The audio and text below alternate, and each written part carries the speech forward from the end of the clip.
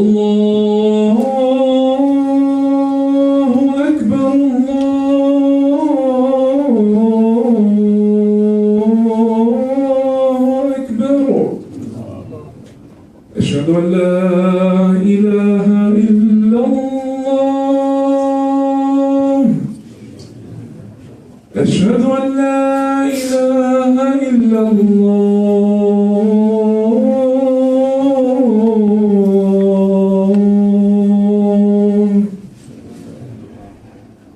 أشهد أن محمدا رسول الله.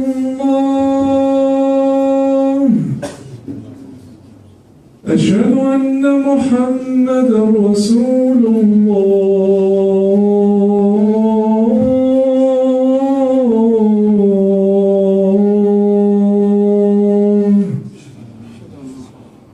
حي على الصلاة. حي على الصلاة.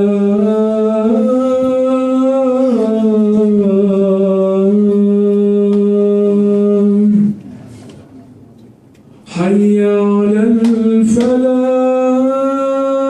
الفلاح. حي على الفلاح.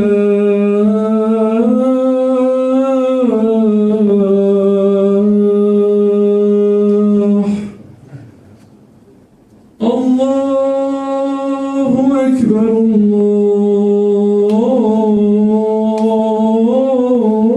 الله أكبر. لا إله إلا الله.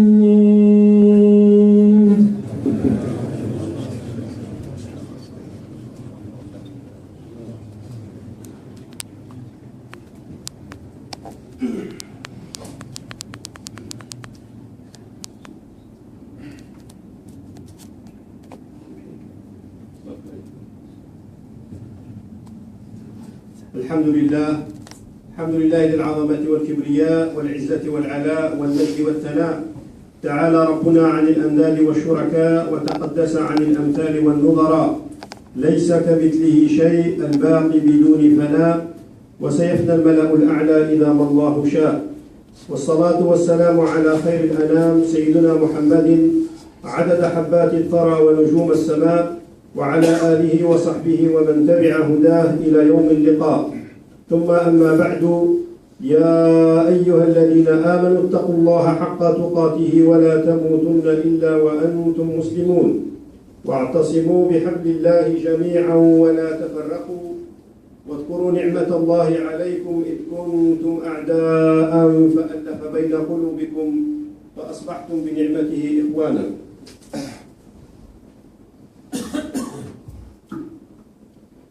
ثم أما بعد، فإن أصدق الحديث كلام الله، وخير الهدي هدي محمد بن عبد الله صلى الله عليه وسلم.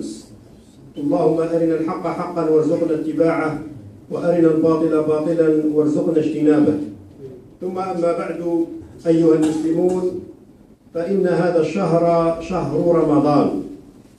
وشهر رمضان في اللغة العرب الرمض هو من شدة الحر.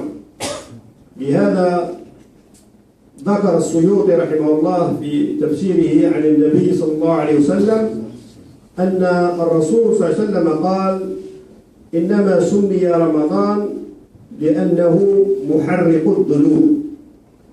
الرمض أصلها من الحرارة الشديدة، ورمضان قال رسول الله صلى الله عليه وسلم سمي رمضان لأنه محرق الذنوب، يمحو الله سبحانه وتعالى به الذنوب. Ramadan, donc le sens propre du mot Ramadan, c'est la chaleur intense. Et de là, le prophète sallam nous dit, le Ramadan a été ainsi appelé Ramadan parce qu'il efface tous les péchés. Donc c'est une occasion pour nous, et c'est un bienfait d'Allah subhanahu wa ta'ala, de nous charger de ce mois-ci pour justement essayer d'effacer nos péchés. فلهذا عائشة رضي الله عنها كما في الحديث المتفق عليه قالت يا رسول الله إذا علمت بليلة القدر. Aïcha demande au prophète sallam, si je saurais la nuit du Qadr, du destin, que faire comme adoration? ما أقول؟ قال صلى الله عليه وسلم قولي اللهم إنك عفو تحب العفو فاعف عني. اللهم إنك عفو، والعفو يعني شيء أن الله يمحو الخطايا ويكفر الذنوب. اللهم إنك عفو تحب العفو فاعفو عني. فاعف عني بمعنى أنك تقر بالذنوب. المذنب هو الذي يطلب من الله سبحانه وتعالى العفو. Donc si Aïcha radiallahu anha dit que dois-je dire si je saurais la nuit du destin, le prophète lui dit Allah, tu es pardonneur, tu aimes ceux qui pardonnent, et pardonne-moi. Pardonne-moi veut dire que j'ai commis les péchés. C'est pour ça que Allah subhanahu wa ta'ala nous a donné ce mois-ci cette adoration pour pouvoir se rattraper. Le monde aujourd'hui, et nous faisons partie de ce monde, le monde a des règles et des méthodes et des points de vue différents. Pour mesurer le monde, certains aujourd'hui le mesurent par rapport à la bourse, par rapport au CAC 40 par exemple, par rapport à la montée du dollar, la descente du dollar. الناس اليوم توزن وتوزن المجتمعات على حسب الثقافة وعلى حسب الأهواء. من المجتمعات من يوزن بالدولار، ومن المجتمعات من يوزن بالذهب والفضة. النبي صلى الله عليه وسلم أعطانا ميزان للمجتمع. Le prophète sallam nous a donné également une mesure à mesurer la société musulmane. قال رسول الله صلى الله عليه وسلم في الحديث الذي خرجه مالك لا تزال أمتي بخير ما عجلوا الفطور وأخروا السحور. الأمة لا تزال بخير كما ذكر الرسول صلى الله عليه وسلم في تعبدها. Le prophète donc dit la communauté, la société musulmane va mieux quand elle précipite al-Futur, quand l'heure de manger arrive, et retarde légèrement al-Suhur. Donc la mesure de la société musulmane est par rapport à sa religiosité. صفة المجتمع المسلم يوزن المجتمع المسلم بتتبعه للرسول صلى الله عليه وسلم. الصيام كذلك قال النبي صلى الله عليه وسلم الصيام جنة، protection. Le ramadan est une protection. فلا يرفث ولا يجهل. قال الدارمي عنده زيادة، النبي صلى الله عليه وسلم قال الصيام جنة. عند الدارمي ما لم تخرق. الصيام جنة ما لم تخرق. تخرق بماذا؟ C'est une protection, une armure.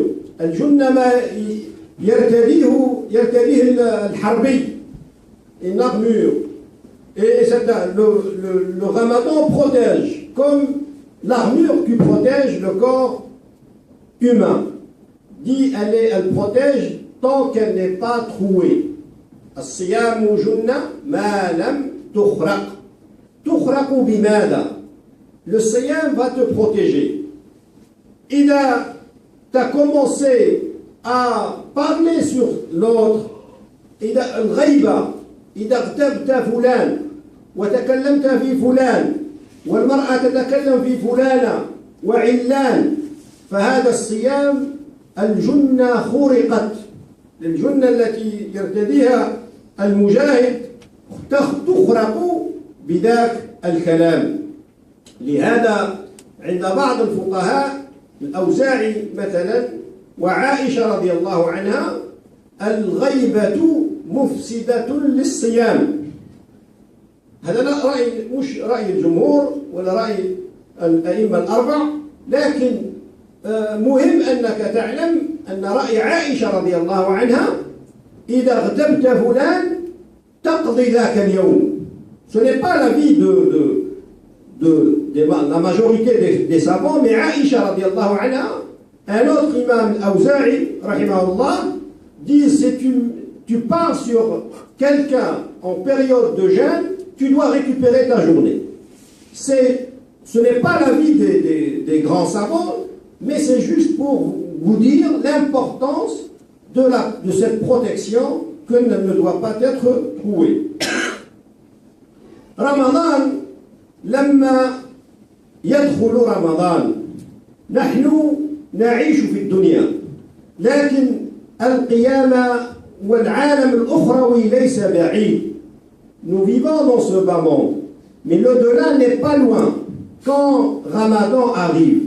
C'est pour ça que le prophète dans le hadith rapporté par le Bukhari et Muslim nous dit quand le Ramadan arrive, les portes du paradis s'ouvrent et les portes de l'enfer se ferment et les diables sont enchaînés. On est dans ce bas monde. Et quel est le rapport entre le paradis et l'enfer, si ce n'est le delà? Quand le Ramadan arrive, on est également dans le delà. On est également dans la croyance dogmatique. Ramadan فيه كذلك العقيدة الإسلامية. إذا جاء رمضان وفي رواية دخل رمضان قال النبي فتحت أبواب الجنة وغلقت أبواب النيران وصفدت الشياطين.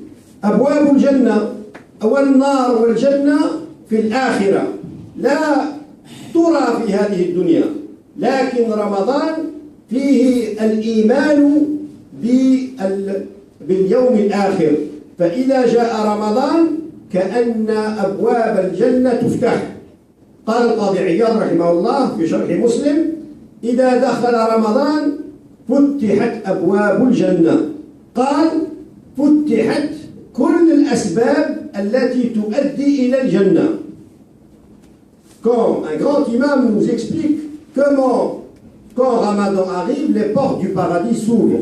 Et il nous dit tous les moyens qui vous mènent au paradis sont ouverts pendant le mois de Ramadan. Et tous les moyens qui vous mènent en enfer sont fermés pendant le mois de Ramadan. Et c'est réellement vrai. Le Ramadan lui-même mène au paradis. قال النبي صلى الله عليه وسلم إن في البخاري إن في الجنة باب تسمى الريان لا يدخلها إلا الصائم. Le paradis contient une porte qui s'appelle Ar-Rayyan. Cette porte est pénétrée que par ceux qui pratiquaient le Ramadan. Donc le Ramadan lui-même est une porte pour le paradis. La prière pendant le mois de Ramadan, la prière est un moyen pour amener la personne au paradis. La lecture du Coran pendant le Ramadan est ouverte. نقرأ القرآن أكثر مما نقرأه في الشهور الأخرى. إذن أبواب الجنة تفتح بمعنى الوسائل التي تؤدي إلى الجنة كلها مفتوحة. القرآن قال رسول الله صلى الله عليه وسلم في القرآن في الحديث الذي رواه الترمذي بكل حرف حسنة والحسنة بعشر أمثالها. ألا لا أقول ألف لام ميم حرف ولكن ألف حرف ولام حرف وميم حرف. Tous les lettres sont multipliées par 10. Une lettre au Coran, dans le Coran, est multipliée par 10. Donc c'est un moyen également pour aller au paradis. ويقول النبي صلى الله عليه وسلم في الحديث الحديث القدسي أن الله سبحانه وتعالى يقول للعبد اقرأ ورتل كما كنت ترتل في الدنيا فإن آخر منزلتك يوم القيامة في الجنة مع آخر آية. إذا قراءة القرآن يعني مجرد القراءة ليس الحفظ وليس مجرد واحد يقرأ القرآن. قراءة القرآن تدخلك الجنة، لأن قراءة القرآن هو كلام الله سبحانه وتعالى، كأن الله سبحانه وتعالى يكلمك. Si tu veux qu'Allah te parle, lis le Coran. Et si tu veux toi parler avec Allah, pratique la prière. الصلاة حديثك مع الله، وقراءة القرآن حديث الله معك. أقول قولي هذا واستغفر الله لي ولكم فاستغفروه إنه غفور رحيم.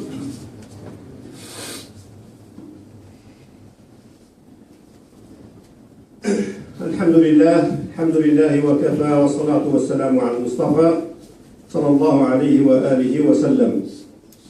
كذلك في رمضان ومن بركات رمضان أن الله سبحانه وتعالى أعطانا وزودنا ليلة القدر. La nuit du destin, traduit par la nuit du destin, est une récompense à l'intérieur de la grande récompense qui est le mois de Ramadan. La nuit du destin, خير من 1000 شهر. 1000 شهر تعادل 83 سنة و4 أشهر. Une nuit, l'équivalent est meilleur, meilleur que 83 ans, 1000 mois, fait 83 ans et 4 mois. بمعنى أن الإنسان يمكن أن يستدرك ما فاته بليلة واحدة. Et nuit, il peut rattraper toute une vie. Là, on ne peut pas vivre plus que 80 ans. Le meilleur parmi nous va vivre 100 ans. 83 ans est une vie bien pleine.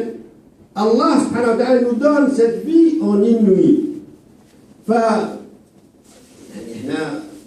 فتنا في هذا الشهر، شهر رمضان هذا السنة، فتنا بهذا الصيام الثلاثاء أم الصيام الأربعاء، لكن على المسلم أن يجتهد في هذه الأيام العشر الأواخر، يجتهد ويعني يكون قد وقع على الخير 1000 شهر. La zizanie qu'a commencé, Inch'Allah, si on aura une autre occasion pour parler de la situation de l'islam en France et ceux qui parlent de l'islam.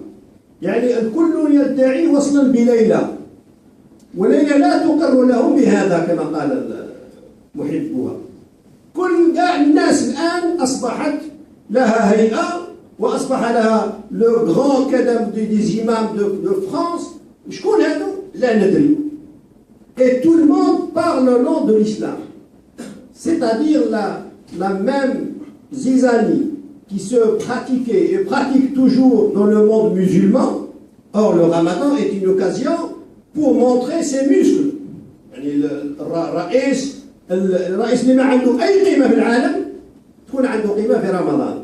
C'est pareil aujourd'hui, le même phénomène se déroule en France. Quelques associations qui n'ont rien à voir avec l'islam. Rien à voir. Mais se proclament aujourd'hui tuteurs de l'islam et parlent au nom de l'islam. Et la zizanie entre Ramadan, mardi et mercredi nous a mis dans un aujourd'hui on ne sait pas la nuit du destin, laquelle, donc il est préférable de faire un effort les derniers jours. Et là, on va voir, Inch'Allah, le mois de l'année, Salat al-Eid, c'est pareil, ça va être... هذا الشهر شهر رمضان المسلم يكتسب فيه خصلتين اثنين هم أكبر الخصال في الإسلام. Dans l'islam tout entier, tu peux avoir deux grandes qualités pendant le mois de Ramadan. كتب عليكم الصيام كما كتب على الذين من قبلكم لعلكم تتقون. لعل هذه للترجي. Pour le mois de Ramadan, c'est pour atteindre la piété. لعلكم تتقون. حتى تنالوا لعل تنال في شهر رمضان التقوى. والتقوى خير مقام يصل إليه المرء. اتق الله كما قال النبي حيثما كنت. Être craintif, être pieux, c'est l'occasion d'acquérir cette grande qualité dans l'islam qui est la piété pendant le mois de Ramadan. Or, le Coran nous dit Ramadan est prescrit pour atteindre cette qualité. والتقوى الله سبحانه وتعالى أمر بها الناس جميعا. يا أيها الناس اتقوا ربكم. Où les gens craignent Allah. Donc a été la recommandation également de ceux qui ont reçu les livres avant nous.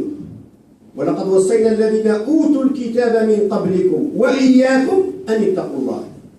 Nous avons recommandé à ceux qui ont reçu les livres avant vous, ainsi qu'à vous-même, de craindre Allah subhanahu wa ta'ala. Donc cette grande qualité peut le musulman l'atteindre pendant le mois de Ramadan. Une autre très grande qualité, هي الإخلاص لله سبحانه وتعالى. La sincérité. La sincérité, c'est la seule position et la seule qualité qui permet aux musulmans d'aller au paradis. لا ندخل الجنة بكثرة صلاة ولا كثرة صيام ولا كثرة علم ولا كثرة صدقة. ما ندخلوش الجنة بهذه الأمور. ندخل الجنة بالإخلاص. من كان مخلصا لله يدخل الجنة وغير ذلك ربي يرحمه. Nous rentrons au paradis par une seule grande qualité qui est la sincérité. Être sincère vis-à-vis d'Allah subhanahu wa ta'ala. De là, nous dit Allah dans un hadith qudsi, كل عمل ابن آدم له إلا الصيام فإنه لي. ما معنى هذا؟ كل عمل ابن آدم له بمعنى أن حديث مسلم يشرح هذا الحديث بمعنى أن كل عمل بني آدم معلوم القيمة، لأن الصلاة كذلك لله، الصيام، الزكاة، الحج، كل الأعمال هي لله. كل عمل ابن آدم له بمعنى معروف القيمة، قيمته معروفة، إلا الصيام فإنه لي وأنا أجزي به. Tous les actes appartiennent à mon serviteur, qui veut dire dans un autre hadith rapporté par un musulman, nous explique mieux ce hadith que tous les actes appartiennent à mon serviteur, c'est-à-dire ils sont sus, la récompense est connue et sue par Allah subhanahu wa ta'ala et par les anges, sauf le mois de Ramadan, إلا الصيام. الصيام حتى الملائكة لا تدري قيمة الصيام. Même les anges ne peuvent pas savoir la récompense du mois de Ramadan. فإنه لي لله سبحانه وتعالى. Allah, c'est Allah qui donne la récompense pour ce mois-ci. Supposons que tu es dans une société, tu travailles, et chaque mois, c'est le comptable qui vient te donner ta paye. Et un mois, le patron lui-même te dit ce mois-ci, c'est moi qui va te payer. Tu vas t'attendre à une paye beaucoup plus importante. Or, c'est le patron, c'est celui qui possède tout, il va te payer cette mois-ci. كذلك ولله المثل الأعلى كذلك رمضان. Ramadan, la prière, les anges savent combien est la récompense. Al-Zakat, ils savent combien la récompense. C'est eux qui la notent, sauf le mois de Ramadan. Il n'est pas su que par Allah subhanahu wa ta'ala, et c'est Allah qui récompense cette adoration. كذلك معنى آخر في هذا الحديث أن كل عمل ابن آدم له إلا الصيام فإنه لي. بمعنى كل عمل بني آدم تدخله النفس، يعني الصلاة تصلي أمام الناس فيمكن أن تدخلها النفس، الحج تحج أمام الناس فيمكن أن تدخلها النفس، المحاضرة أي شيء تفعل أمام الناس فيمكن أن يدخل في النفس شيء إلا الصيام فلا يعلم الصائم إلا الله. Personne ne peut savoir que tu jeûnes sauf Allah subhanahu wa ta'ala. Même les anges ne peuvent pas savoir que tu jeûnes. Or, tu peux rompre ton jeûne que par la niya. تنجم غير بالنية تفسد الصيام غير بالنية. والنية لا يعلمها إلا الله حتى الملائكة لا تعلم. Donc le mois de Ramadan est un mois pour avoir cette grande qualité qui est la sincérité. الإخلاص لا في شهر رمضان. والإخلاص ما الإخلاص؟ الإخلاص هو ذاك الخيط الرقيق، خيط رقيق لا يراه ملك فيكتبه ولا شيطان فيفسده، لا يراه إلا الله سبحانه وتعالى. كذلك في رمضان قابلية المسلم قابل للتغيير. المسلم والله سبحانه وتعالى يغير ما بقوم حتى يغيروا ما بأنفسهم. الإنسان يقول بعض المرات يقول أنا خلاص لا أستطيع أن أغير من نفسي، أنا والفت، أنا كذا، أنا داير هكذا. يأتي رمضان فيغير كل أحواله، يولي يرقد في النهار ما يرقدش في الليل، يولي يحرم على نفسه الحلال من ماء وأكل وزوجة. قابل المسلم قابل للتغيير، فلماذا لا يغير حتى بعد رمضان؟ Il peut changer le musulman et le changement est recommandé pour mieux avancer. Et des fois on a l'impression qu'on ne peut pas changer, on est comme ça au khlas. Non, pendant le mois de Ramadan on change radicalement. On arrête de manger, on arrête même de consommer ce qui est halal. L'eau est halal, on arrête de consommer l'eau. L'aklu halal, on arrête de consommer même le halal. Donc on est prédisposé à changer. On peut changer. Le changement, tout le monde aujourd'hui appelle au changement et le musulman doit changer en mieux pour pouvoir avancer.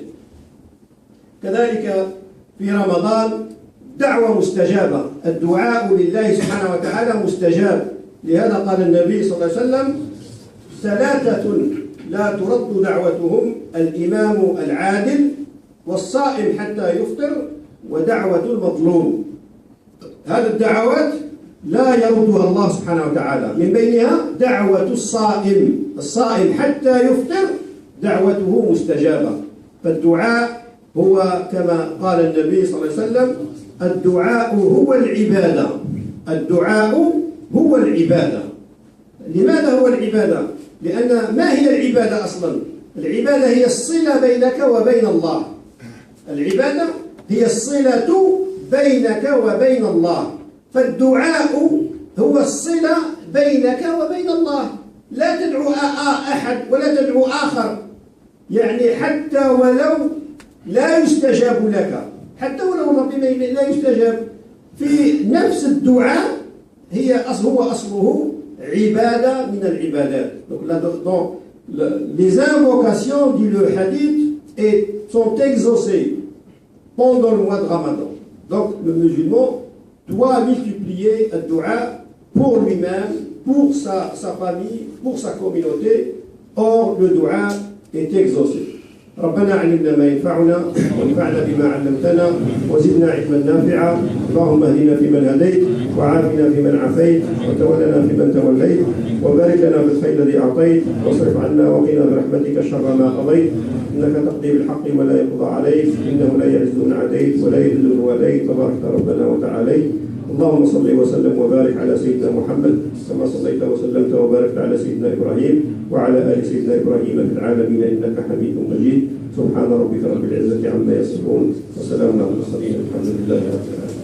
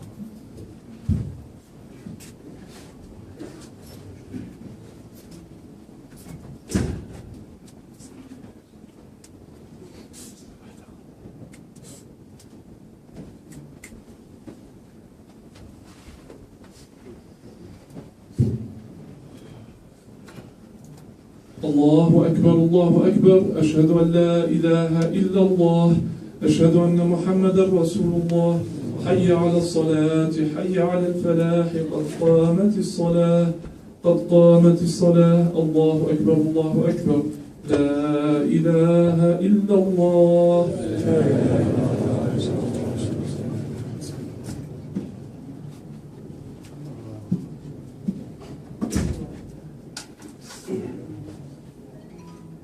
استووا واستقيموا يرحمكم الله استووا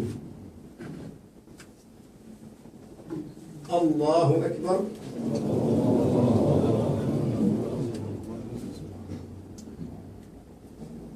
الحمد لله رب العالمين الرحمن الرحيم مالك يوم الدين إياك نعبد وإياك نستعين اهدنا الصراط المستقيم صراط الذين أنعمت عليهم غير المغضوب عليهم ولا الضالين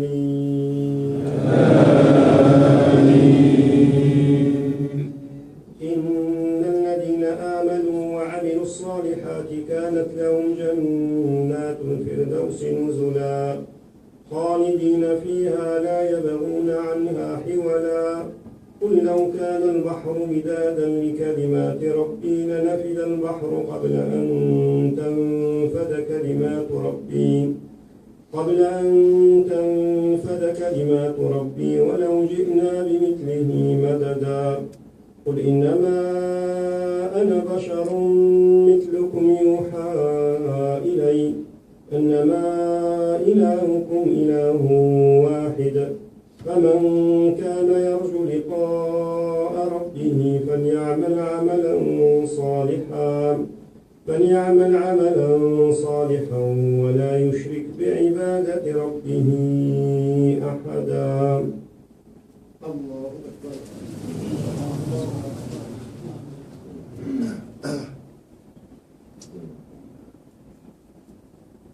سمع الله لمن حمده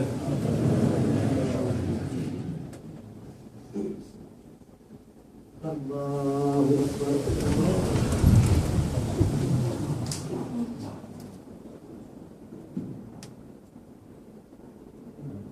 الله أكبر الله أكبر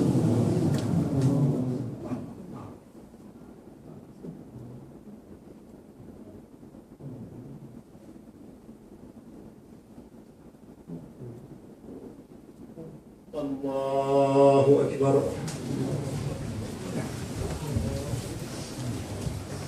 الحمد لله رب العالمين الرحمن الرحيم مالك يوم الدين إياك